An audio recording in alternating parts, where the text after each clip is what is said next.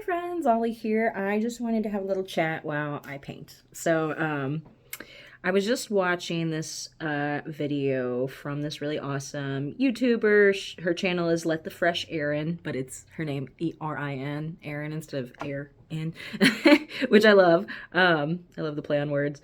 But she was covering her little bit of research into not a little bit, but a lot of it, but her research into this plant medicine group that offers like retreats, and she covers a lot of like different cults and stuff on her page, and she was talking about how, wow, this gives me like pretty culty vibes. And for sure, I definitely saw that. But she brought up something that I wanted to talk about here on my channel, about how a lot of people are who are lost and like searching for meaning and purpose in life.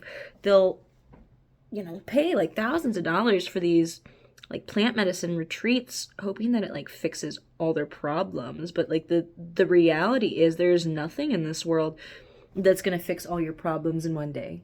That's magical thinking. And that's something that I've had to struggle with and face a lot in myself, in my therapeutic journey, because for a really long time I held on to this false belief that one day I would find the answer to all my issues. And that it would be like a light switch or something, or that they're out there somewhere, there was this magic type of button I could press to just kind of change my life or change myself even. And that's just not how life works. And it gave me this phrase came to my mind that I really liked. And it's like, sure, you can have your mystical experience that is life-changing, but there's always the day after. So the phrase that came to mind was the day after the mystical experience. And it just got me thinking, like, as someone myself who has had many mystical experiences, both with psychedelics and without, there is always that day after. And sure, when you're in the mystical experience, things seem really like magical and beautiful. It can renew your sense of hope in life. It can give you power in a way, but there is always going to be that day after, and it's not going to be the same. Sure, things may not be exactly as they were before the mystical experience. In my experience, a lasting mystical experience does profoundly shift things, so that your life is not ever exactly the same as it was before that experience. But at the same time, too, I'm someone who has also gone through, especially psychedelic-induced mystical experiences, and a week later, I feel pretty much the same. The profundity that I had experienced, the life altering way of thinking, it kind of wears off, because I don't know how to practice it every day, and I just go back to my regular life.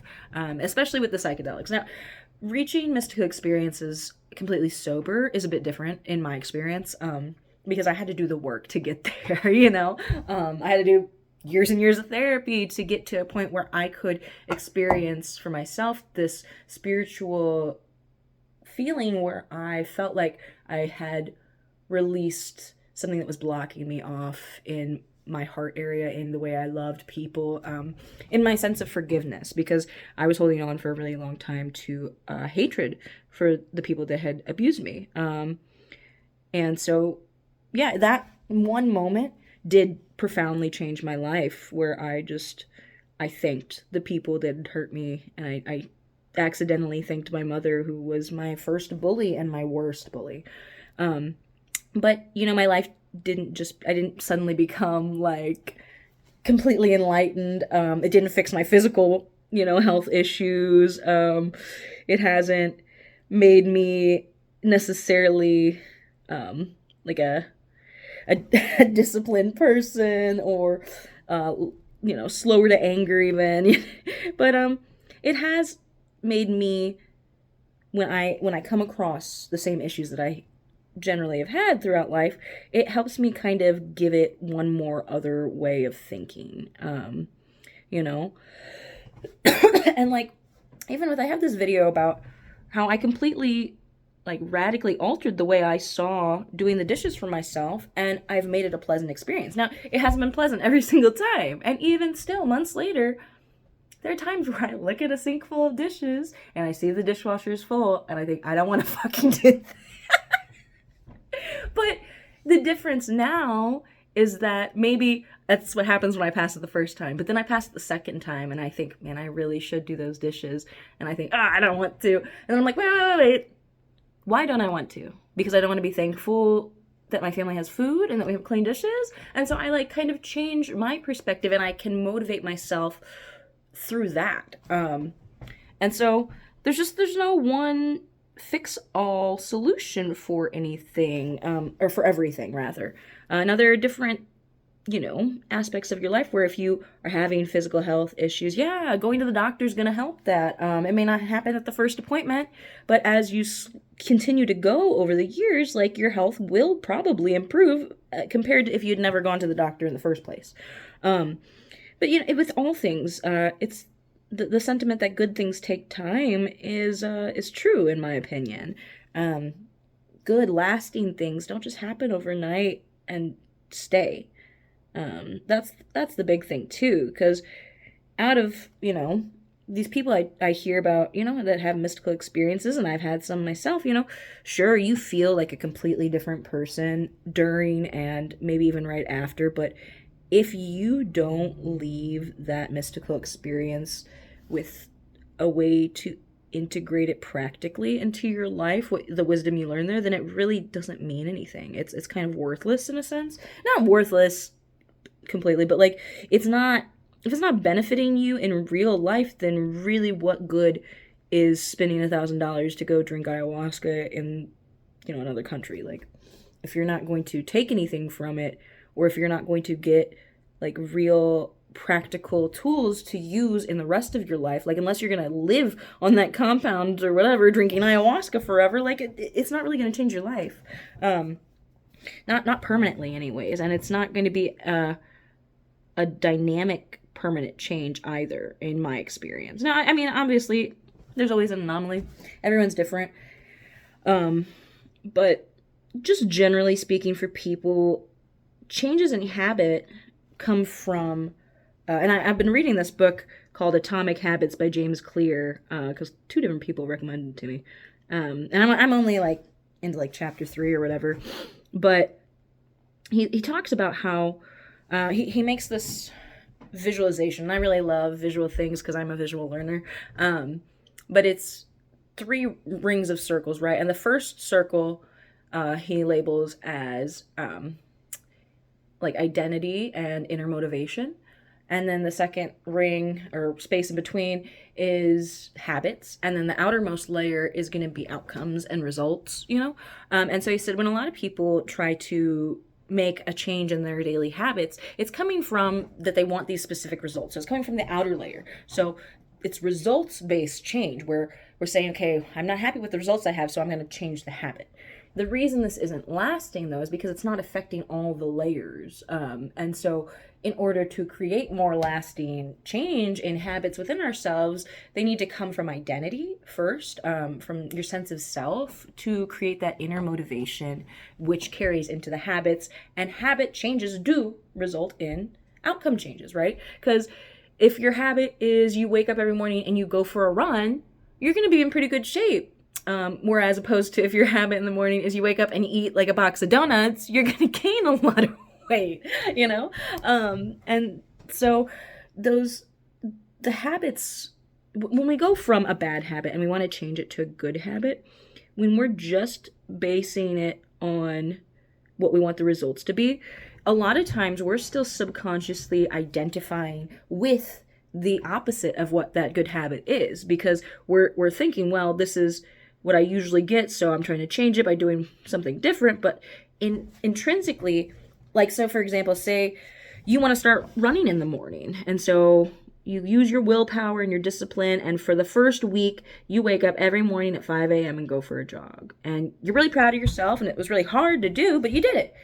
But then maybe by the second week, you miss one, and then you miss another morning, and you stop doing it a month later.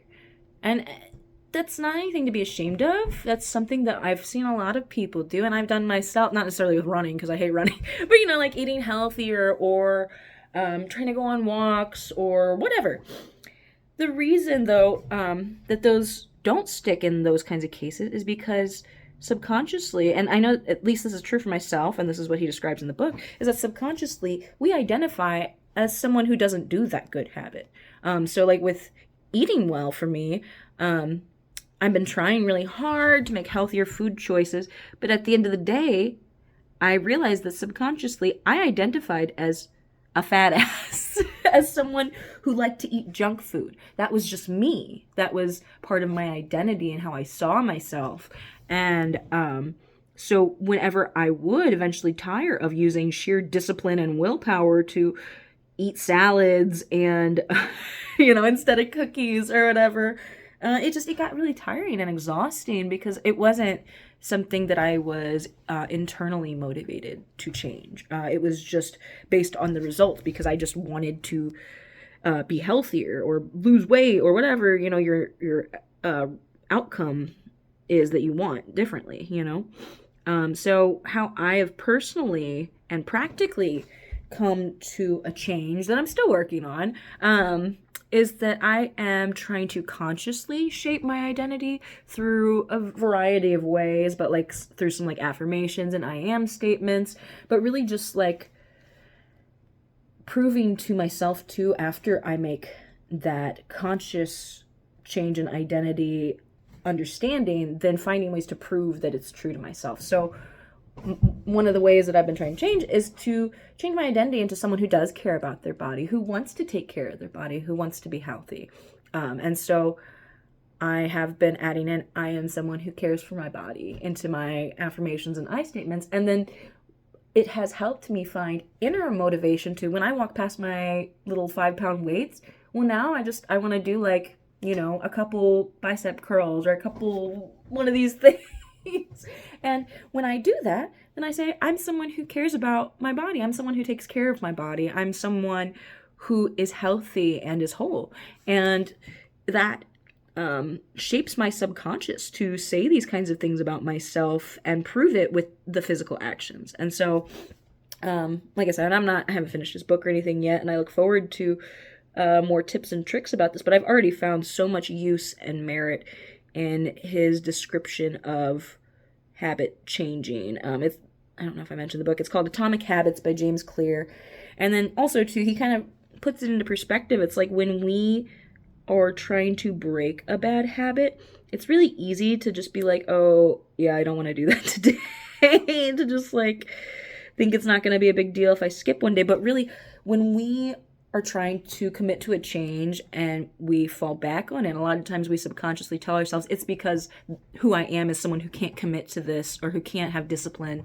And so too, being cognizant of not identifying with your failures and saying, consciously negating it even, and being like, I am someone who cares about myself, but I'm also someone who knows how to take a break when I need it. Like if you don't want to go for a run one morning or something. But he talks about when we have the choice to indulge in better habits, it may seem small, one choice at a time, but each choice is a choice between getting 1% better or 1% worse. And 1%, sure, it doesn't sound like a lot, but over time, well, 365 days in a year, after 1 year of getting 1% worse every day, you're a 365% worse, or maybe even worse, more worse, because the growth is exponential. It compounds, and so a whole year of getting 1% worse, it's like the frog in the pot of boiling water. You don't notice it because it's only 1% at a time until you look back and you're like, wow, I'm fucking 300 times worse than I was last year. But obviously most people don't necessarily choose to get 1% worse every day, but in those little things, like for me at least, I noticed with myself that I'm kind of lazy. Especially when it comes to like physical exercise and stuff. And so a lot of times I'd be like, oh, I should go for a little walk since it's nice out. But then there'd be that part of me that's like, but I don't want to. And then I would justify it to myself, being like, well, just not going on a walk today isn't going to hurt you. But then I look back and now it's been a week since I've gone for a walk and it's not a habit for me.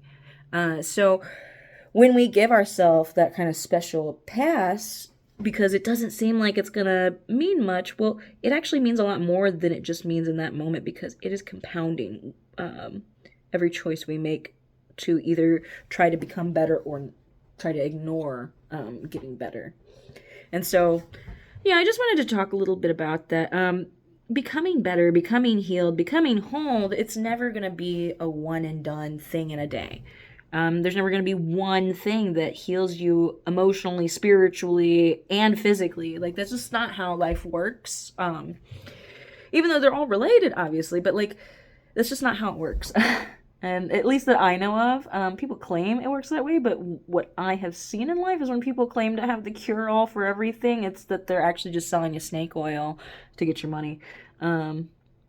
So I think that's something that people need to definitely be like aware of, and especially too, I think for the people doing like psychedelic retreats, like you have to be really careful with that. Psychedelics are not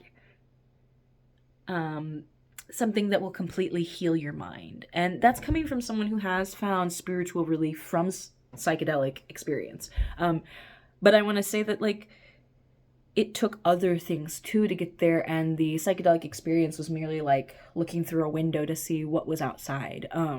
But it took real sober work to integrate what I saw into a meaningful part of my real life. And, I think a lot of people are prone to spiritual psychosis, which we've seen, many, many times in people where they seem crazy. And it's because, I personally think it's because they're out of balance. They're so focused on the spiritual aspect of life that they completely disregard the physical aspects of life. And it's delusion at that point. Just like, I think, paying only attention to the body and not the mind, and being like, it's not depression, you just need to get exercise. It's like, that's delusional. Like, sure, exercise can release does release endorphins, and that can help with a sad mood, but for clinical depression, you're not gonna run yourself out of it.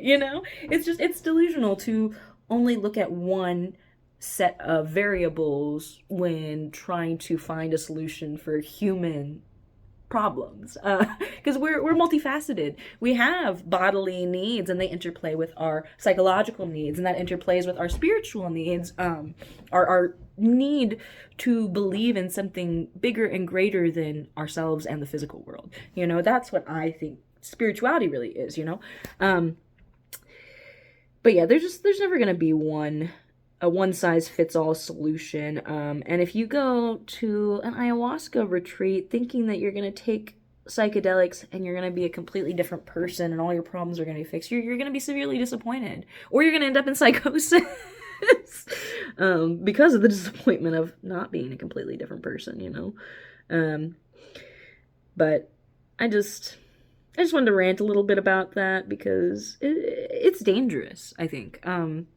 It's dangerous telling people that they can go fly to another country, take a bunch of psychedelics, and that they're going to be completely healed and full of unconditional love and be perfect, basically. That's not how it works. That's someone just trying to get your money. And, God, there's a lot of people in the New Age spiritual community, because there's no proof, really, for any of the spiritual stuff, right? Just like with religion. But a lot of the New Age community is full of grifters trying to get your fucking money. Like,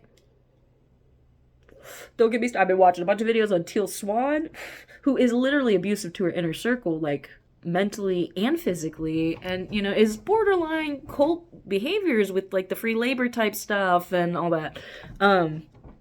It's sad though to see people come into the New Age community, which is full of people who I think are really lost and searching because they see something, they can't quite put their finger on what they see. They see that what is presented to them as options are not going to work for them. And I think that's because largely humanity has seen spirituality as something that has a one-size-fits-all solution as well, and we call it religion. But I don't think that, while religion will work for some people, I don't think religion works for everyone. It didn't work for me. And it doesn't mean I am not capable of having a spirit or being spiritual or being good or loving or kind or all these things. It just means that organized religion didn't offer me answers that made sense to me. And I think it's great when people can find whatever that gives them answers that make sense to them. But I also think it's a really slippery slope putting faith in external modalities to find peace, because peace is from within. Love is from within, and so trying to find these outside of yourself will only ever result in failure. And it's devastating. It's devastating when you are seeking answers so fervently and it all seems so fake. You see these abusive people in positions of power in the New Age community, and for me, that was devastating to discover that people could say all the right things and tell you truths and then secretly be just terrible, abusive people that were hypocrites to everything they were teaching. But you see that a lot in like popular New Age people, and it's dangerous and it's scary to me. So yeah, I just wanted to rant a bit, especially with like psychedelics. I just think that is so dangerous to be pushing on people because so many people will go into a spiritual psychosis. And if you're taking any kind of mental health medications like SSRIs or anything, like you need to be really careful because those have been proven, some of them, in people to have really devastatingly negative physical effects even, and not to mention of course the psychological ones, but even just the physical effects are something to be wary of, and just like with pharmaceuticals, there is no one size fits all for spiritual solutions, I believe. We all have to find that ourselves, and anyone telling you that they have all the answers for you is fucking with you. They're lying to you. Anyone telling you they have the solution for all your problems is trying to do something nefarious. And so you ought not trust them. And it's just sad, though, to hear and see, like, so many different kinds of people really just have their lives ruined by these shitty people. And I'm not saying that necessarily the plant medicine group that was covered in the video I watched is, like, full of shitty people or anything, but, just be wary, that's all. I think skepticism is crucial for discernment. As is faith, though, too. So, yeah, I just want to share a bit of that, but this video is getting really long, and my phone is about to run out of storage, so I will bid you all good day. I wish you discernment. Bye.